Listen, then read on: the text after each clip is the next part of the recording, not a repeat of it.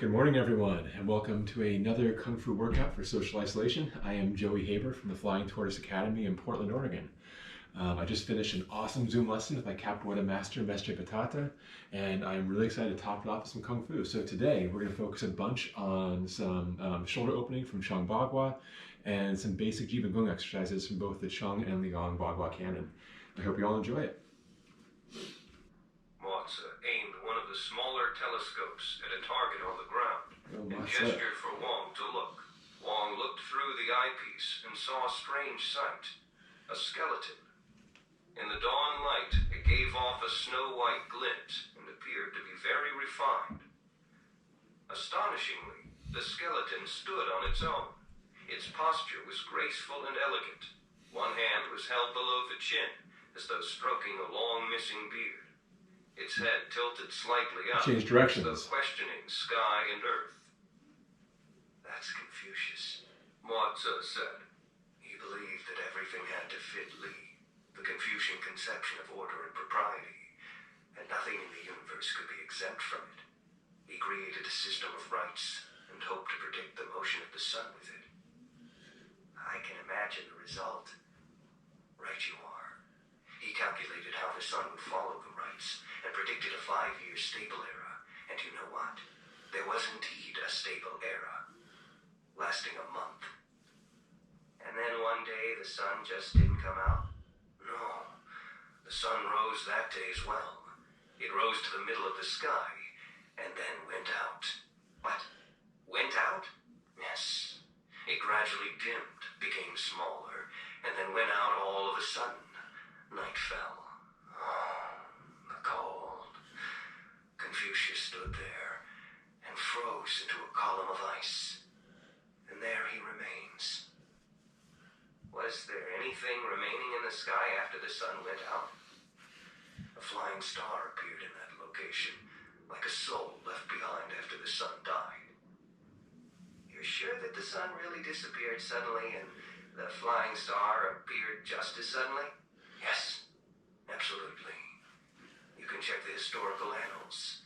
It was clearly recorded. Wang thought hard about this information. He had already formed some vague ideas about the workings of the world of three body. But this bit of news from Mach overturned all his theories. How can it be sudden? He muttered in annoyance. We're now in the Han Dynasty. I'm not sure if it's the Western Han or the Eastern Han. You've stayed alive until now? I have a mission. Observing the precise movements of the sun. Those shamans, metaphysicians, and Taoists are all useless. Like those proverbial bookish men who could not even tell types of grains apart, they do not labor with their hands and know nothing practical. They have no ability to do experiments, and they're immersed in their mysticism all day long. But I'm different. I know how to make things. He pointed to the numerous instruments on the platform. Do you think these can lead you to your goal? Wang nodded specifically at the giant copper sphere. I have theories too, but they're not mystical. They're derived from a large number of observations. First, do you know what the universe is? It's a machine. Big hip circles. That's not very insightful. Dip and around. Let me be more specific. The universe is a hollow sphere floating in the middle of a sea of fire. There are numerous tiny holes in the surface of the sphere, as well as a large one. The light from the sea of flame shines through these holes.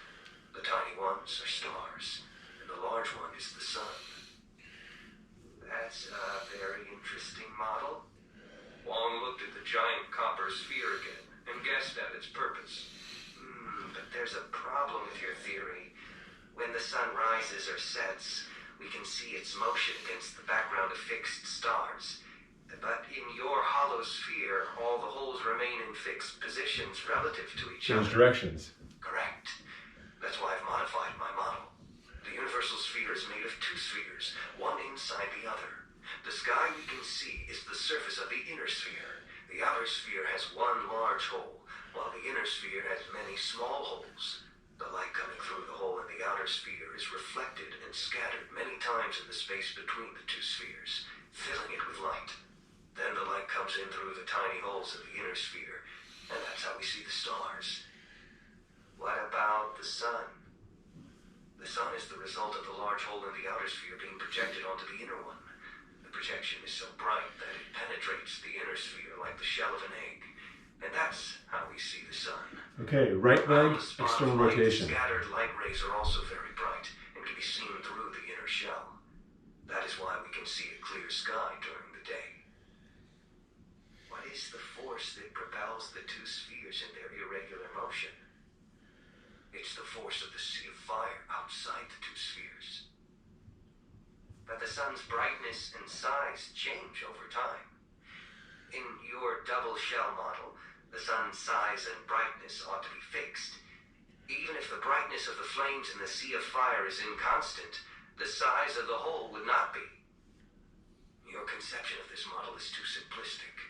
As conditions in the sea of fire shift and change, the two shells will expand and shrink. This leads to changes in the size and brightness of the sun.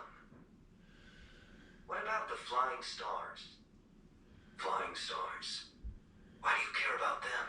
They're not important. Maybe just some random dust flying about the inside of the universal spheres. No, I think the flying stars are extremely important. Switch legs. Otherwise, how does your model explain the sudden extinguishing of the sun during the time of Confucius? That's a rare exception. Maybe it was because a dark spot or cloud in the sea of fire just happened to pass over the big hole in the outer shell.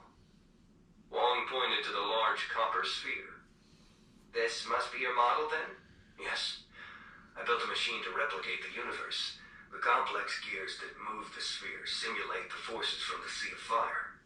The laws governing such motion are based on the distribution of flames in the sea of fire and the currents within it. I deduced them from hundreds of years of observations. Can this sphere contract and expand? Of course. Right now, it's slowly contracting. Wang used the handrail at the edge of the platform as a fixed visual reference. Right leg, internal rotation. He found Mach's assertion to be true. And there's an inner shell Sorry, inside figure the eights, sphere. external figure eights, my bad. Of course. Yeah. The inner shell moves within the outer shell through another complex set of mechanisms. Truly a skillfully designed machine. Wang's praise was heartfelt. But I don't see a large hole in the outer shell to cast the sun's light onto the inner shell. There is no hole. On the inner surface of the outer shell, I have installed a source of light to simulate the hole. The light source is made of the luminescent material gathered from hundreds of thousands of fireflies. I used a cool light because the inner shell is made of translucent plaster, which is not a good heat conductor. This way I can avoid the problem of too much heat accumulating inside the sphere that we would have with a regular source of light. The observer can then stay inside for a long time. There's a person inside the sphere? Yes. Right leg, internal rotation. With a wheeled base that is kept at the center of the sphere. After we set up the model universe to correspond to the current state of the real universe, the motion of the model thereafter should be an accurate simulation of the future, including the motion of the sun. After the clerk records the movements of the sun, we will have a precise calendar. This is the dream of hundreds of civilizations before us. And it looks like you have come at an opportune time. According to the model universe, a 4-year-long stable era is about to begin. Emperor Wu of Han has just issued the order to rehydrate based on my prediction. Let's wait for sunrise. Mach brought up the game's interface and slightly increased the rate of passage of game time. A red sun rose above the horizon, and the numerous frozen lakes and ponds scattered over the plain began to melt. These lakes had been covered by dust and immersed into the dun ground, but now they turned into numerous mirrors, as though the earth had opened many eyes. From up so high, Wang couldn't see the details of rehydration, but he could see more and more people gathered on the shores of the lakes, like swarms of ants coming out of their nests in spring. The world had once again been revived. Do you not want to join this wonderful life? contrast, pointing to the ground below. When women are first revived, they crave love. There is no reason for you to stay here any longer. The game is over. I am the winner. As a piece of machinery, your model universe is indeed incomparable.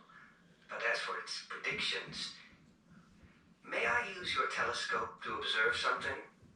Please. Mach gestured at the large Internal telescope. figure eights. Wang walked up to the instrument and paused. How can I use it to observe the sun? Mach retrieved a black, circular piece of glass. Use this smoked glass filter. He inserted it in front of the eyepiece. Wang aimed the telescope at the sun, now halfway up the sky. He was impressed by Mach's imagination. The sun did indeed look like a hole through which a sea of fire could be seen. A small view into a much larger hole. But as he examined the image in the telescope more closely, he realized that the sun was different from the sun he was used to in real life. The sun here had a small core. He imagined the sun as an eye. The core was like the eye's pupil, and though it was small, it was bright and dense. The layers surrounding it, by contrast, appeared insubstantial, wispy, gaseous. The fact that he could see through the outside layers to the core indicated that those layers were transparent or translucent, and the light from those layers was likely just scattered light from the core. The details in the image of the sun stunned Wang. He was once again assured that the game designers had hidden a vast amount of data within the superficially simple images, just waiting to be revealed by players. As Wang pondered the meaning of the sun's structure, he became excited. Because time in the game was now passing quickly, the sun was already in the west. Wang stood, adjusted the telescope to aim at the sun again, and tracked it until it dipped below the horizon. Night fell, and the bonfires across the plains mirrored the sky full of stars. Wang took off the smoked glass filter and continued to scan the skies. He was most interested in the flying stars, and shortly found two. He only had time to observe one of them briefly before it was dawn again, so he inserted the filter and continued to observe the sun. In this manner, Wang performed astronomical observations for more than 10 days, enjoying the thrill of discovery. Indeed, the fact that time within the game had been sped up helped with the observations, as the motion of celestial bodies became more apparent. On the 17th day of the stable era, 5 hours after the predicted time for sunrise, the world was still under cover of dark night. Multitudes thronged at the foot of the pyramid, their innumerable torches flickering in the chill wind. The sun will probably not rise again. It is like at the end of civilization number 137. Wang said to Mach.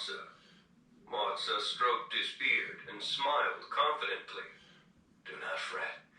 The sun will rise soon, and the stable era will continue. I've already learned the secret of the motion of the universal machine. My predictions cannot be wrong. As though confirming Mach's words, the sky over the horizon brightened with the dawn's first light. The crowd around the pyramid shouted in joy. The silvery light brightened far more rapidly than usual, as though the rising sun wanted to make up for lost time.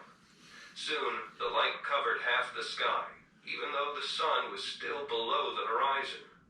The world was already as bright as midday. Wang looked toward the horizon and saw it giving off a blinding glare. The glowing horizon arched upward and became a curve that spread from one edge of his visual field to the other. He soon realized that he wasn't seeing the horizon, but the edge of the rising sun. An incomparably immense sun. After his eyes adjusted to the bright light, the horizon reappeared in its old place.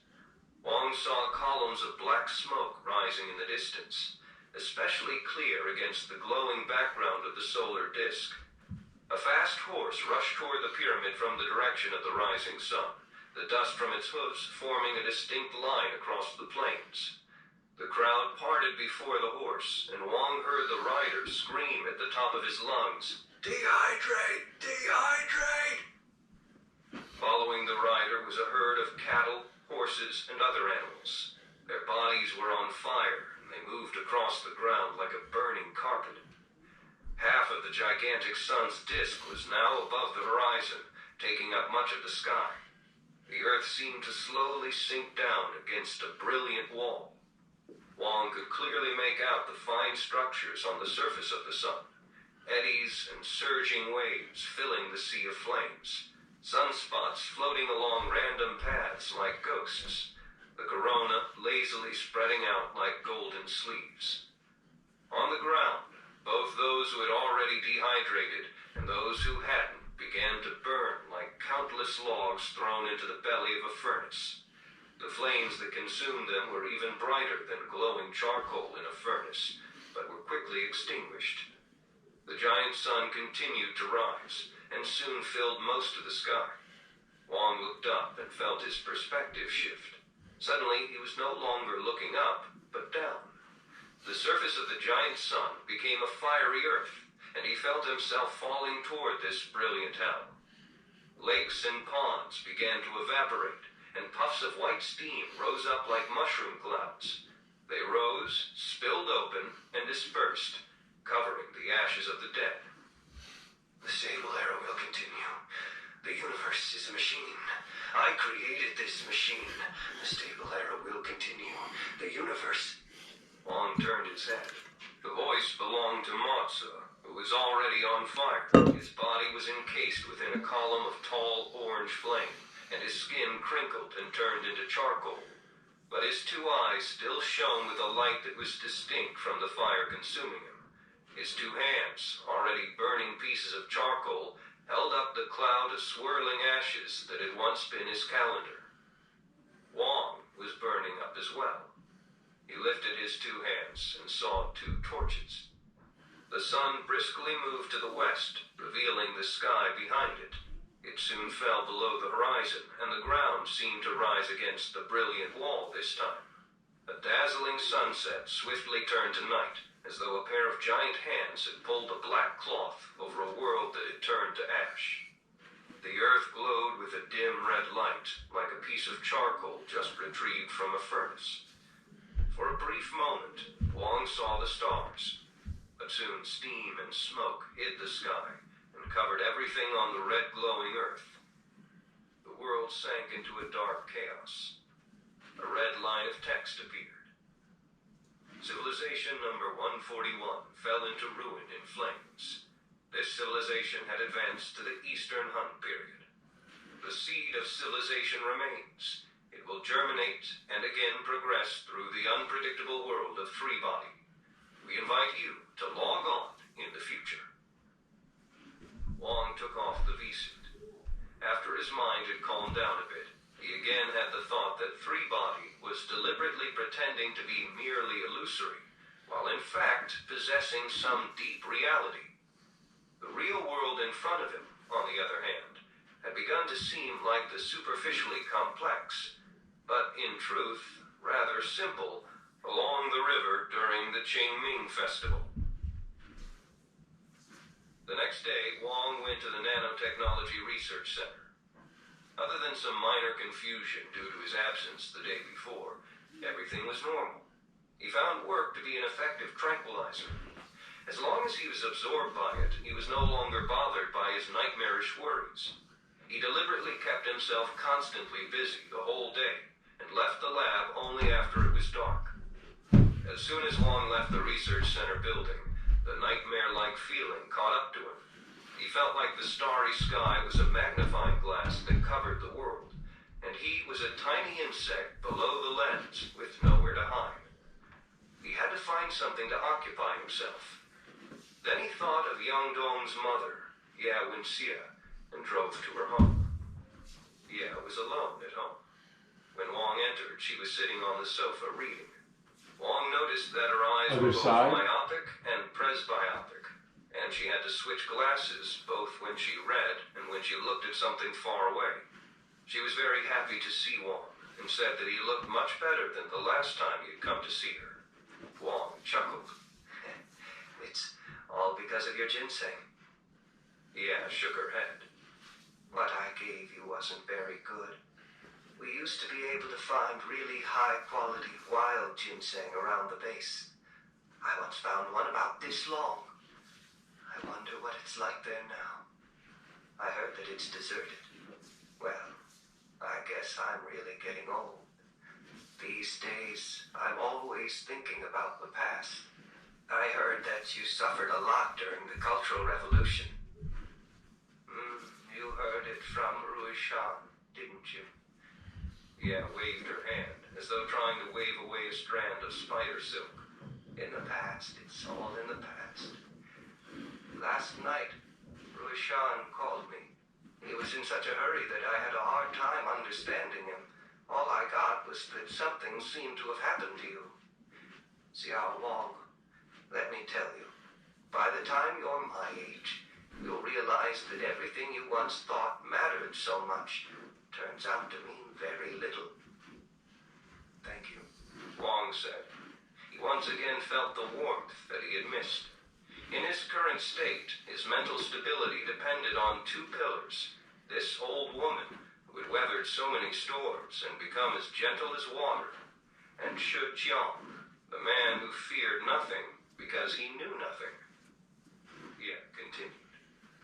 As far as the Cultural Revolution is concerned, I was pretty lucky. Just when I thought I had nowhere to go, I found a place where I could survive. You mean Red Coast Base? Yeah, nodded. That was truly an incredible project. I used to think it was just made-up rumors. Not rumors. If you want, I can tell you some of what I experienced. The offer made Wang a little worried. Professor, yeah, I'm only curious. You don't need to tell me if it's not appropriate. It's no big deal. Let's just imagine that I'm looking for someone to hear me talk. You could go visit the senior center. You wouldn't be lonely if you went there occasionally. Many of those retirees were my colleagues back at the university, but somehow I just can't mix with them. Everyone likes to reminisce, but no one wants to listen, and everyone feels annoyed when someone else tells the story. You're the only one who's interested in Red Coast. But for you to tell me about those things, isn't that prohibited? That's true. It's still classified. But after that book was published, many others who were there also began to tell their stories. So they're like open secrets. The person who wrote that book was very irresponsible. Even if we put aside his agenda, the content of that book was often inaccurate. I should at least correct those errors. Then, Xia began to tell Wang about what happened to her during her years at Red Coast. 12. Red Coast 2. Yeah wasn't given a real job immediately after entering Red Coast Base. Under the watchful eyes of a security guard, she was only allowed to perform a few technical tasks. Back when she was still a second year in college, had already known the professor who would end up being her thesis advisor. He had told that to do astrophysics research, it was useless to excel at theory without knowledge of experimental methods and observational skills. At least, that was true in China. This was very different from her father's view, but tended to agree with her professor. She had always felt that her father was too theoretical. Her advisor was one of the pioneers of Chinese radio astronomy. Under his influence, developed a great interest in radio astronomy as well. Thus, she taught herself electrical engineering and computer science, the foundation for experiments and observations in the field. During the 2 years when she was a graduate student, the two of them had tested China's first small-scale radio telescope and had accumulated a great deal of experience in the area. She hadn't expected the knowledge would one day be useful at Red Coast Base. Eventually, was assigned to the transmission department to maintain and repair equipment. She quickly became an indispensable part of their operations. Initially, this confused her a bit. She was the only person at the base who wasn't in a military uniform, and given her political status, everyone kept their distance. She had no way to ward off the loneliness other than devoting herself to work. However, this wasn't enough to explain why they relied on her so much. This was, after all, a key defense project. How could the technical staff here be so mediocre that she, who had not majored in engineering and who had no real working experience, easily took over their jobs? She learned the reason soon enough. Contrary to appearances, the base's staff was composed of the best technical officers from the 2nd Artillery Corps. She could study all her life and have no hope of catching up to those excellent electrical and computer engineers. But the base was remote, the conditions were poor, and the main research work of the Red Coast project was already completed. All that was left was maintenance and operation, so there was little opportunity for achieving any interesting technical results. Most people did not want to be indispensable because they understood that in highly classified projects like this, once someone was put into a core technical position, it would be very difficult for him to be transferred out. Thus, all of them tried to deliberately hide their technical competence as they went about their jobs. Yet they couldn't appear too incompetent, so if the supervisor said to go east, they would work hard to move west, purposely playing the fool. Their hope was to put the following thought into the supervisor's head. This man is working hard, but he's limited in his skills. There's no point in keeping him, because he'll only get in the way. Many really did successfully obtain transfers through this method. Under such conditions, Ye gradually became a key technician at the base. But the other reason that she could achieve this position puzzled her, and for that she could find no explanation. Red Coast Base, at least the parts that she had contact with, had no real advanced technology at all. Over time, as Ye continued to work at the transmission department, the restrictions on her were gradually relaxed, and even the security guard assigned to watch her was called off. She was allowed to touch most components of Red Coast's systems and could read the relevant technical documents. Of course, there were still areas forbidden to her. For example, she wasn't allowed near the computer control systems. However, Ye discovered that the impact of those systems on Red Coast was far smaller than she had imagined. For instance, the transmission department's computers consisted of 3 machines even more primitive than DJS-130. They used cumbersome magnetic core memory and paper input tape, and their longest uptime did not exceed 15 hours. She also saw that the precision of Red Coast's targeting system was very low, probably not even on par with that of an artillery cannon. One day, Commissar Lei came to speak with Ye. By this time, Yang Wei-Ning and Lei Zicheng had swapped places in her eyes. During those years, Yang, as the highest-ranked technical officer, did not enjoy a high political status, and outside of technical matters, he had little authority. He had to be careful with his subordinates and had to speak politely even to the sentries, lest he be deemed to have an intellectual's resistant attitude toward thought reform and collaboration with the masses. Thus, whenever he encountered difficulties in his work, Ye became his punching bag. But as Ye gained importance as a technical staff member, Commissar Lei gradually shed his initial rudeness and coldness and became kind toward her. Commissar Lei said, "Wencia, by now you're pretty familiar with the transmission system. This is also Red Coast's offensive component, its principal part. Can you give me your views of the system as a whole?" They were sitting at the lip of the steep cliff on Radar Peak, the most secluded spot on the base. The cliff seemed to drop straight off into a bottomless abyss. At first, the spot had frightened Ye, but now she liked to come here by herself. Ye wasn't sure how to answer Commissar Lei's question.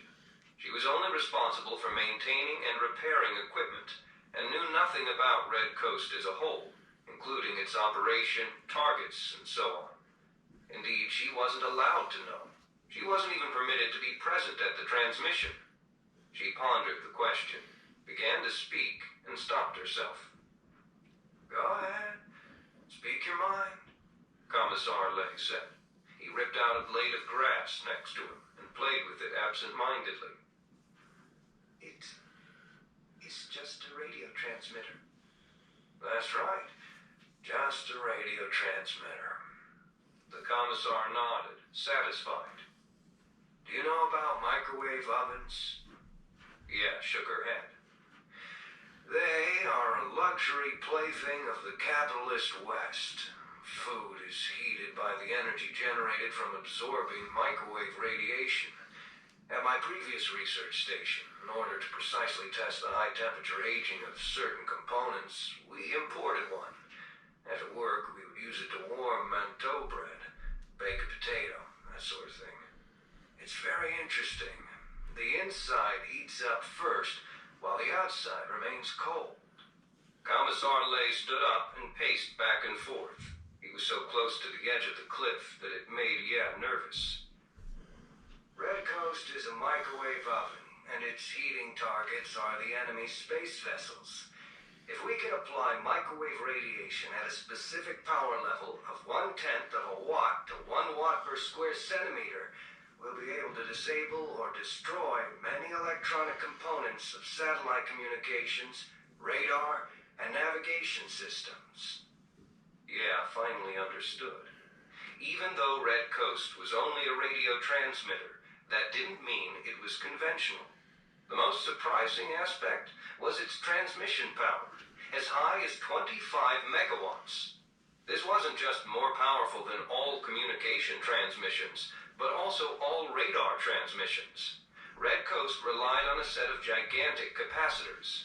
Because the power requirements were so high, the transmission circuits were also different from conventional designs.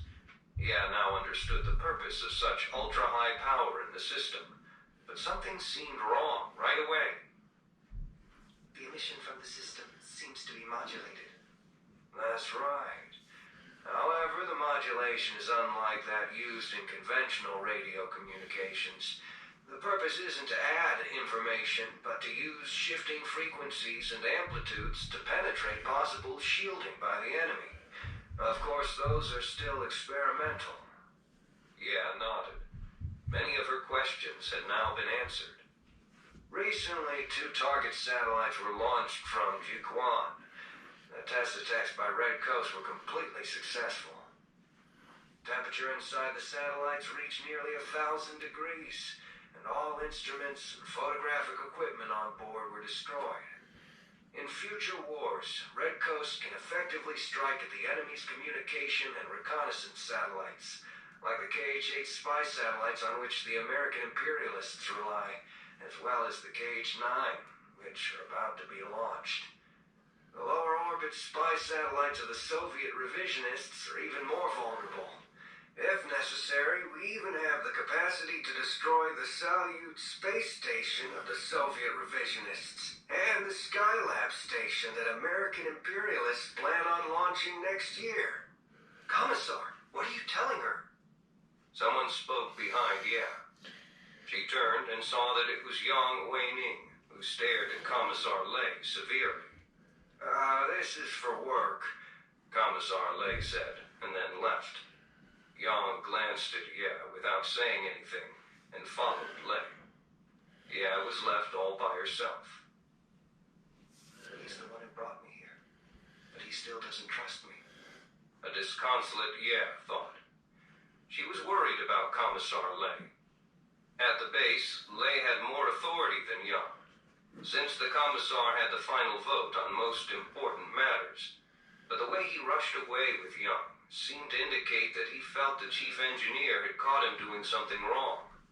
This convinced that Lay had made a personal decision to tell her about the true purpose of the Red Coast project. What will happen to him as a result of this decision? As she gazed at Commissar Lay's burly back, felt a wave of gratitude. For her, trust was a luxury that she dared not wish for.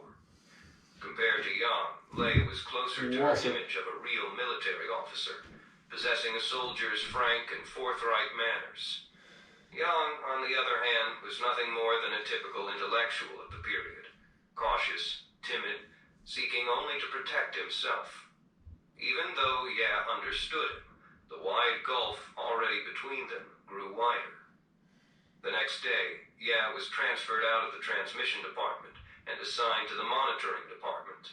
At first she thought this was related to the events of the day before, an attempt to move her away from the core of Red Coast. But after arriving at the monitoring department, she realized that this was more like the heart of Red Coast. Even though the two departments shared some resources, such as the antenna, the technology level of the monitoring department was far more advanced. The monitoring department had a very sophisticated and sensitive radio receiver. A ruby-based traveling wave maser amplified the signals received by the gigantic antenna, and in order to minimize interference, the core of the reception system was immersed in liquid helium at -269 degrees Celsius. Periodically, a helicopter came to replenish the supply of liquid helium. The reception system was thus capable of picking up very faint signals. Ya couldn't help but imagine how wonderful it would be to use the equipment for radio astronomy research. The monitoring department's computer system was also much bigger and more complex than the one at the transmission department. The first time she entered the main computer room, Ya saw a row of cathode ray tube displays. She was stunned to see programming code scrolling across each of them, and the operators were free to edit and test the code using the keyboard. When she learned programming in college, the source code was always written on... Okay, that's it for today. Thank you so much for watching. Stay safe out there. And as always, if you have any requests, let me know.